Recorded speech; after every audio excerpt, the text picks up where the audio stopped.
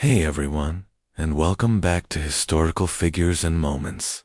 Today, we're diving into the story of a painting so famous, it's practically a celebrity in its own right. It hangs behind bulletproof glass in the Louvre, viewed by millions every year, and its enigmatic expression has puzzled art lovers for centuries. Of course, I'm talking about Leonardo da Vinci's Mona Lisa. What is it about this particular portrait that has captured the world's imagination? Is it just the smile? Or is there something more? Join me as we unpack the mystery of the Mona Lisa, exploring not just the painting itself, but the genius who created it, and the incredible journey it has taken through history. To truly understand the Mona Lisa, we first have to understand the man behind the brush, Leonardo da Vinci. Born in 1452 in Tuscany, Leonardo wasn't just a painter. He was the quintessential Renaissance man, a scientist, a mathematician, an inventor, an engineer, an anatomist, a musician, and a writer. His notebooks are filled with incredible designs for flying machines, detailed anatomical drawings, and observations on everything from the flow of water to the properties of light. This obsessive curiosity about the world is the key to his art. Leonardo didn't just paint what he saw, he painted what he understood. He believed that art was a science, a way to capture the truth of nature and humanity. And this philosophy is on full display in the Mona Lisa. So, who was the woman in the portrait? For a long time, this was a major historical puzzle.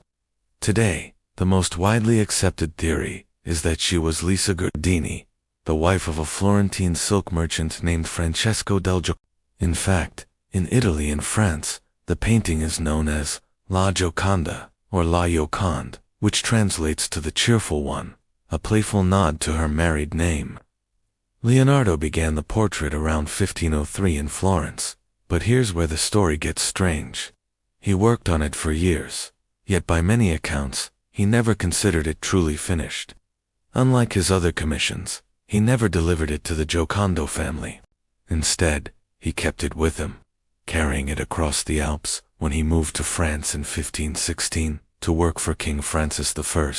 He was still tinkering with it, adding tiny, almost invisible layers of paint, right up until his death in 1519. Why was he so obsessed with this one painting? Why couldn't he let it go? Part of the answer lies in the revolutionary techniques he used. Look closely at the Mona Lisa. Notice how the outlines of her face and hands seem to dissolve into the background. There are no harsh lines. This is a technique Leonardo perfected, called sfumato, which means vanished, or evaporated in Italian. He applied incredibly thin, translucent layers of oil paint, one on top of the other, to create a soft, hazy effect. This gives the portrait a lifelike three-dimensional quality that was unheard of at the time. And then there's that smile. What makes it so mysterious? The magic is again in the sfumato. Leonardo used his deep understanding of human anatomy and optics to create an illusion. He softened the corners of the mouth and the eyes, blending them so perfectly that they seem to change as you look at them. If you look directly at her mouth, the smile seems to fade. But when you look at her eyes, the smile appears more pronounced in your peripheral vision. It's a masterful trick of the eye. He isn't just painting a smile.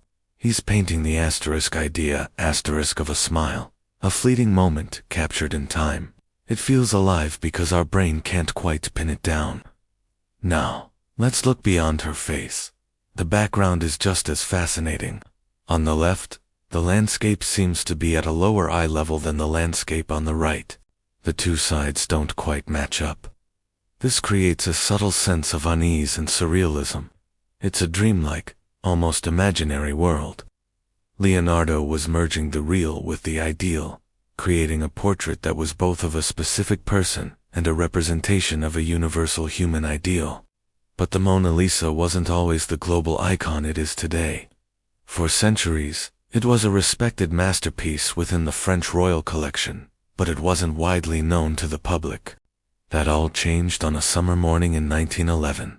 On August 21st, an employee at the Louvre discovered that the Mona Lisa was gone. The news caused an international sensation. The museum was closed for a week, and the police investigation was a media circus. They even questioned Pablo Picasso as a suspect. For 2 years, the world's most famous painting was missing. Where could it be? Had it been destroyed? The truth was stranger than fiction. The thief was an Italian handyman named Vincenzo Peruggia, who had previously worked at the Louvre. He believed that the Mona Lisa, as a work by an Italian master, belonged in Italy. He had simply hidden in a closet overnight, taken the painting off the wall, tucked it under his coat, and walked out the front door.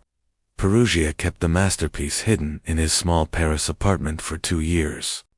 He finally got caught in 1913 when he tried to sell it to an art dealer in Florence.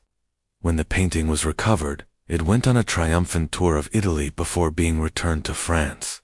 The theft, ironically, is what made the Mona Lisa a household name. The newspaper headlines and the mystery of its disappearance catapulted it from an art history treasure to a global pop culture icon. Since then, its fame has only grown.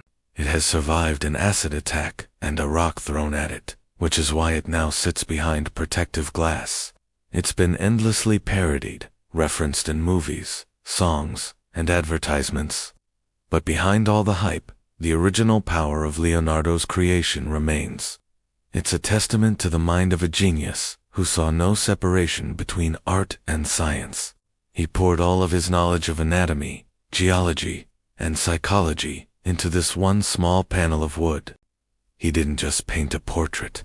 He tried to paint a human soul. The reason he never finished it might be because, for him, it was a perpetual experiment, a canvas where he could constantly explore the mysteries of human expression and the natural world. The Mona Lisa isn't just a picture of a woman. It's a conversation with one of the greatest minds in history. It invites us to look closer, to question what we see, and to marvel at the endless complexities of both art and life. And that is the secret behind her smile. What do you think is the biggest secret the Mona Lisa holds? Is it something in her expression, the background, or the story of its creation? Let me know your theories in the comments below. And a quick final note, this channel, Historical Figures and Moments, is a true passion project, and I'm always looking to grow our community of history and art lovers.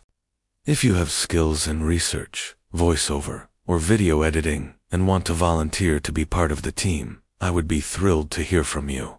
Please send your CV to the email address in the description, and tell me a bit about your passion for history.